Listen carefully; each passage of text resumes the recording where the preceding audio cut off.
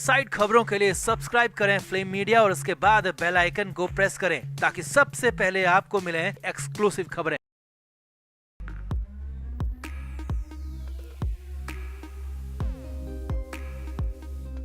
महाराष्ट्र से बड़ी खबर है, बहुत बड़ी खबर है। संजय राउत को लेकर खबर है, क्योंकि खबरें तो यहां तक हैं कि संजय राउत ने उद्धव ठाकरे के परिवार की ही जड़ें खोद दी हैं। यहां तक कि जो संजय राउत मातोश्री में माथा रगड़ा करते थे वो अब एकनाथ शिंदे गुट की तरफ दिख रहे हैं। क्या एकनाथ शिंदे के पैर चाट रहे हैं? बड़ी खबर यही है, क्योंकि शरद पवार तक ने कह दिया है कि संजय राउत से ऐसी उम्मीद हमें बिल्कुल भी नहीं थी। तो क्या वाकई में उद्धव ठाकरे को छोड़कर उनकी पीठ पर वार कर एकनाथ शिंदे की गोद में बैठ जाएंगे संजय राउत? तो बड़े खुलासे के बाद क्यों मचा भूचाल दिखाते हैं, बताते हैं आपको सब कुछ। आप भी इस वीडियो को शेयर करें और कमेंट बॉक्स में अपनी राय जरूर दें।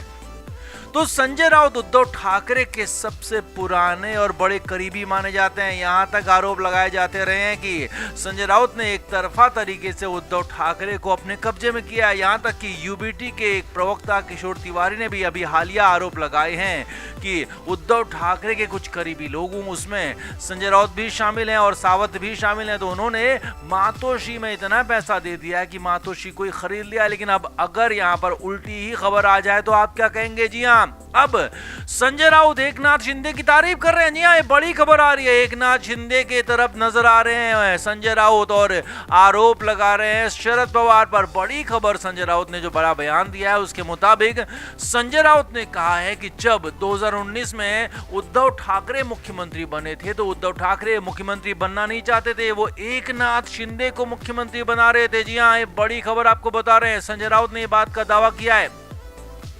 संजय राउत ने कहा है कि एकनाथ शिंदे को तभी मुख्यमंत्री बना दिया गया था, लेकिन पहले तो बीजेपी नहीं मानी और जब बाद में बात आई एमवे की महाविकास अघाड़ी की तो वहां पर शरद पवार ने इनकार कर दिया, अजित पवार ने इनकार कर दिया और कह दिया कि एकनाथ शिंदे जूनियर हैं, इनके साथ काम नहीं करेंगे।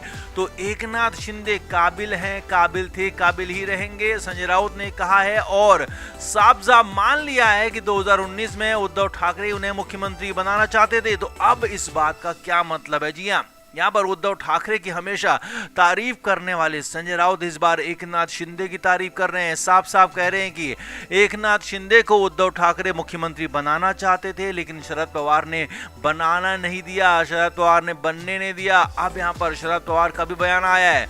शरद पवार ने साफ साफ कहा कि संजय राउत से ऐसी उम्मीद बिल्कुल भी नहीं थी। कुछ मीटिंग्स की बातें होती हैं, कुछ अंदर की बातें होती हैं, लेकिन वो पब्लिक में ऐसे बोलने के लिए नहीं होती हैं। अब उस मीटिंग में और भी बहुत कुछ हुआ था, उस मीटिंग में और भी बातें हुई थी, लेकिन संजय राउत ने वो बातें नहीं कही हैं और सिर्फ एकनाथ शिंदे को खुश करने के लिए ऐसी बात कही है जिससे शिंदे खुश हो जाए और संजय राउत का कुछ भला हो जाए। अब ऐसा शरद पवार ने क्यों कहा? क्यों यहां पर उद्धव ठाकरे के साथ संजय राउत नहीं दिख रहे हैं? तो क्या वाकई में संजय राउत उद्धव ठाकरे के घर पर रहकर, मातोश्री में रहकर, उनके साथ साये की तरह रहकर चलकर क्या उद्धव ठाकरे की जड़ें खोद रहे हैं? दूसरी तरफ एकनाथ शिंदे की तारीफ कर रहे हैं। क्या वाकई में संजय राउत भी अब यहां पर उद्धव ठाकरे की पीठ पर वार करके क्या एकनाथ शिंदे की गोद में जा बैठेंगे? बड़ी खबर यहां पर आई है, बड़े खुलासे यहां पर हुए, इससे भूचाल मच गया है। महाराष्ट्र की सियासत में नया बवाल आ गया है, इसीलिए कहा जा रहा है कि यहाँ महाराष्ट्र की सियासत में अब कुछ भी हो सकता है, कुछ भी नया हो सकता है, क्योंकि उद्धव ठाकरे के लिए हालात बुरे से बुरे होते जा रहे हैं। तो ऐसे में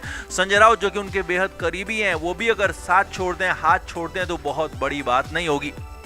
तो आपका इस बुरे मामले पर क्या कहना है? कमेंट करके आप भी जरूर से जरूर बताएं। क्या संजय राउत इतनी बड़ी गद्दारी कर सकते हैं? कमेंट जरूर करें, वीडियो को शेयर भी करें। उद्धव ठाकरे के लिए अपनी पार्टी को बचाना मुश्किल ही नहीं बल्कि नामुमकिन साबित हो रहा। और अब इधर उद्धव ठाकरे अपनी पार्टी यानी कि यूबीटी को बचाने के लिए बहुत बड़ा फैसला ले चुके हैं और अपने ही बेटे आदित्य ठाकरे की बलि चढ़ाने की तैयारी हो चुकी है। जी हाँ, संजय राउत का एक गंदा प्लान है जिस पर उद्धव ठाकरे भी करीब करीब तैयार हो गए, लेकिन उनके ही बेटे यानी कि आदित्य ठाकरे इस पर तैयार नहीं। उन्होंने घर के अंदर ही बगावत कर दी है। आदित्य ठाकरे ने साफ साफ इनकार कर दिया कि वो बलि का बकरा बिल्कुल भी नहीं बनेंगे। तो क्या ऐसा हो गया? क्या है संजय राउत का गंदा प्लान और क्या होने जा रहा है आगे, और आदित्य ठाकरे क्या करेंगे बगावत के बाद? सब कुछ आपको दिखाते हैं। आप भी इस वीडियो को शेयर करें, कमेंट बॉक्स में अपनी राय जरूर दें।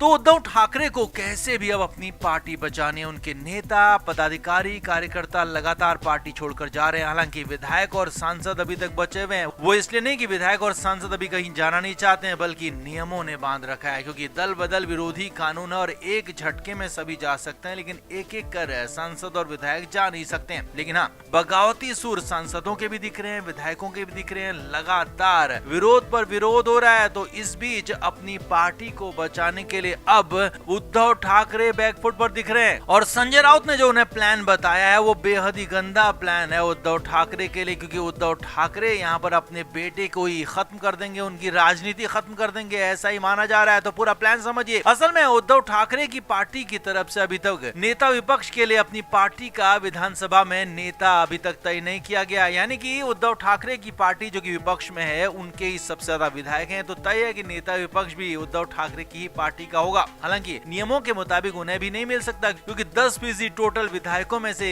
उनकी संख्या होना जरूरी था। तो यानी कि 288 सीटों में से कम 29 सीटें उद्धव ठाकरे के पास होनी जरूरी थी, अगर उन्हें नेता विपक्ष का पद मिलना चाहिए था तो। लेकिन यहाँ उसके बाद भी नेता विपक्ष का पद उन्हें मिलेगा, क्योंकि सबसे बड़ी पार्टी विपक्ष में वही है। तो यहाँ पर पहले माना जा रहा था कि आदित्य ठाकरे इस बार नेता विपक्ष होंगे, और इसके लिए करीब करीब तैयारी भी हो चुकी थी। उद्धव ठाकरे इसके लिए पूरी तरह से तैयार थे, लेकिन संजय राउत ने नया प्लान बनवा दिया है। सूत्रों के मुताबिक खबर है कि संजय राउत बागी नाराज विधायकों को मनाने के लिए समय समय से नेता विपक्ष बदलने के लिए पैरवी कर रहे हैं। जी हाँ, एक गंदा प्लान यहाँ पर संजय राउत ने बनाया है कि 5 साल में 5 नेता विपक्ष बनाए जाएंगे, और इसके लिए हर साल एक सीनियर नेता को नेता विपक्ष का पद दिया जाएगा, जिससे नेता भी खुश हो जाएं और पार्टी भी चलती रहे। अब हालांकि उद्धव ठाकरे को प्लान पसंद तो नहीं आया, लेकिन हाँ, संजय राउत की इन बातों के अलावा उनके पास कोई चारा भी नहीं था। और इसमें खबर यहाँ तक है कि भास्कर जाधव, जो कि कोंकण के उनके अकेले विधायक हैं, उनको सबसे पहले नेता विपक्ष का पद दिया जा सकता है, क्योंकि सबसे ज्यादा नाराजगी उन्होंने जताई थी। तो उद्धव ठाकरे यहाँ पर अपने बेटे आदित्य ठाकरे के पर कतरने जा रहे हैं, आदित्य ठाकरे का उनका हक छीनने जा रहे हैं, क्योंकि ये तय माना जा रहा था कि आदित्य ठाकरे नेता विपक्ष होंगे। लेकिन यहाँ पर साफ साफ संजय राउत ने जो प्लान बनाया उसके मुताबिक आदित्य ठाकरे को नेता विपक्ष का पद नहीं मिलेगा।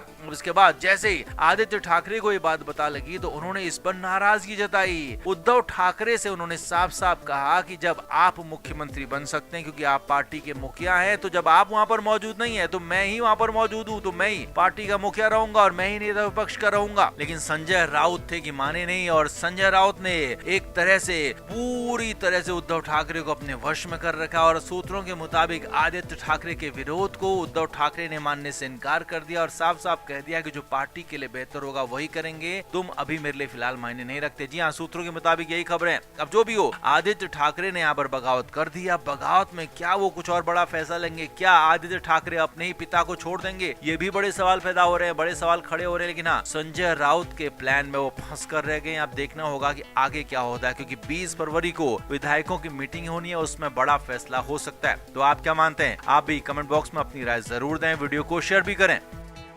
Flame media report.